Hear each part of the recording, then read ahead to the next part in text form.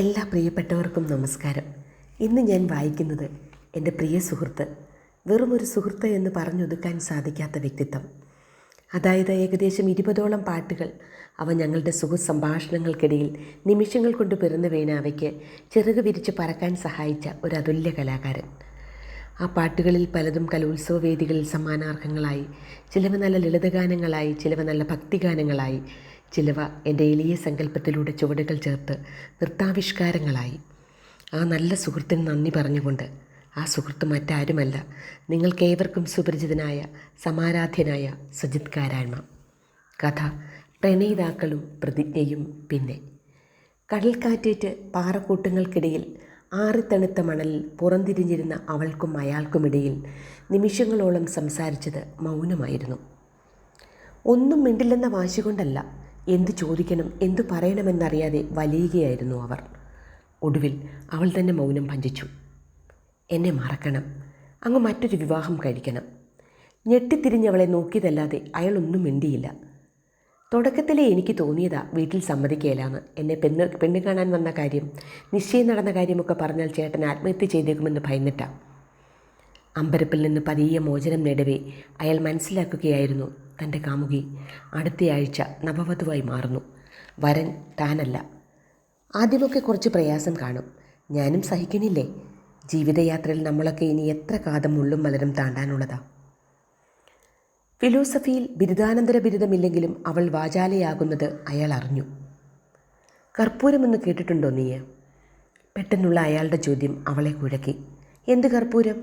ഉള്ളിൽ പൊട്ടി വന്ന ചിരി അടക്കി അവൾ ചോദിച്ചു. കർപ്പൂരമാണ് കുട്ടി ഞാൻ. നിനക്ക് വേണ്ടി ഈ ജന്മം മുഴുവൻ കത്തിത്തീരാൻ ശപഥം ചെയ്തവൻ, പ്രതിജ്ഞയെടുത്തവൻ.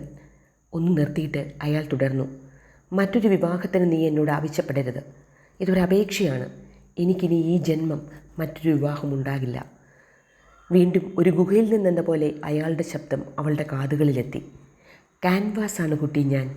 ഒരേ ഒരു ചിത്രം മാത്രം എഴുതാൻ സാധിക്കുന്ന ക്യാൻവാസ്. പിന്നെയും എന്തൊക്കെയോ പറയാൻ അയാൾ ആഗ്രഹിച്ചുവെങ്കിലും വാക്കുകൾ തൊണ്ടയിലുടക്കി. നിസ്സംഗതയോടെ തെങ്ങിൻ തലപ്പുകളിലൂടെ കണ്ണോടിക്കുന്നതിൽ അവൾ അപ്പോൾ ഒരു പ്രത്യേക രസം തന്നെ കാണുകയായിരുന്നു.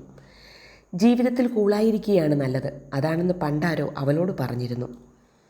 പരസ്പരം യാത്ര പറയുമ്പോൾ അയാളുടെ കണ്ണുകൾ നീർത്തടകങ്ങളാകുന്നത് അവൾ കണ്ടില്ലെന്ന് നടിച്ചു. അവളെ മാത്രം നെഞ്ചിലേറ്റി നടന്നകലുന്ന അയാളുടെ മെലിഞ്ഞ കാലുകളുടെ ഉറച്ച ഭാവം കാണാതിരിക്കാൻ അവൾ അസ്തമന സൂര്യനെ നോക്കി നിൽക്കുകയായിരുന്നു. സൂര്യാസ്തമയത്തിൻ്റെ മനോഹാരിതയെപ്പറ്റി പണ്ടേ അവളോട് ആരോ പറഞ്ഞിരുന്നു. മാസങ്ങൾ കടന്നുപോയി. ഒരു ദിവസം ഭർത്താവ് ഓഫീസിൽ പോയ നേരം തൻ്റെ പേരിൽ വന്ന കത്ത് ഏറ്റുവാങ്ങുമ്പോൾ അവളുടെ കൈകൾ വിറച്ചിരുന്നു. അവളുടെ മേൽവിലാസത്തിൽ കണ്ട വർഷങ്ങളുടെ പരിചയമുള്ള ആ അക്ഷരങ്ങൾ അവളിൽ അങ്കലാപ്പുണ്ടാക്കി. പെട്ടെന്നെന്തോ ബോധോദയമുണ്ടായ പോലെ അവൾ വീടിനകത്തേക്ക് ഓടി. വാതിലടച്ച് കുറ്റിയിടുമ്പോൾ തൻ്റെ സ്വസ്ഥ ജീവിതത്തിലേക്ക് ഇടുത്തി പോലെ കയറി വന്ന ആ കത്തെഴുതിയ അയാളെ അവൾ ശപിച്ചു. ഈ കത്തെഴുതാൻ അയാൾ പാഴാക്കിയ മണിക്കൂറുകളെ അവൾ ശപിച്ചു.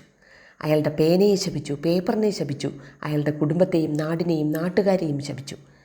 എങ്കിലും അയാൾ തനിക്ക് എന്താണ് എഴുതിയെന്നറിയാനുള്ള ആഗ്രഹത്തെ തടുക്കാൻ അവൾക്കായില്ല. കത്ത് പൊട്ടിച്ച് നെഞ്ചിരിപ്പോടെ കത്തിൻ്റെ അവസാന ഭാഗം അവൾ ആദ്യം തന്നെ വായിച്ചു. അങ്ങനെ എൻ്റെ ബാച്ചിലർ പദവി നഷ്ടപ്പെടുന്നു. NB ഇട്ടിട്ട് എനിക്ക് താല്പര്യമുണ്ടായിട്ടല്ല, അവളെ കണ്ടിട്ട് ഞാൻ ഇത്ര നാളും തേടി നടന്ന എൻ്റെ സങ്കല്പത്തിലുള്ള പെൺകുട്ടിയാണെന്ന് തോന്നുന്നു. പിന്നെ എന്ത് പ്രശ്നമുണ്ടായാലും ചൊവ്വാഴ്ച രാവിലെ തന്നെ 2 പേരും കല്യാണത്തിനെത്തണം. എൻ്റെ കോൺടാക്റ്റ് നമ്പരും താഴെ കുറിക്കുന്നു. ഒരു റെക്കോർഡിംഗ് സ്റ്റുഡിയോ തൊട്ടടുത്തില്ലാത്തതിൻ്റെ വിഷമം അവൾ അപ്പോൾ അറിഞ്ഞു. ആരും കേൾക്കാതെ മതിവരുവോളം ഉറക്കക്കരയാൻ പറ്റിയ സ്ഥലം അതാണെന്ന് പണ്ടാരോ അവളോട് പറഞ്ഞിരുന്നു. കഥ നന്നായി കേട്ടിട്ട് എൻ്റെ അർത്ഥമൊന്ന് മനസ്സിലാക്കിക്കട്ടെ. കഥ ആരാ എഴുതിയെന്നറിയല്ലോ? സജിത് കാരായ്മ. നിർത്തുന്നു.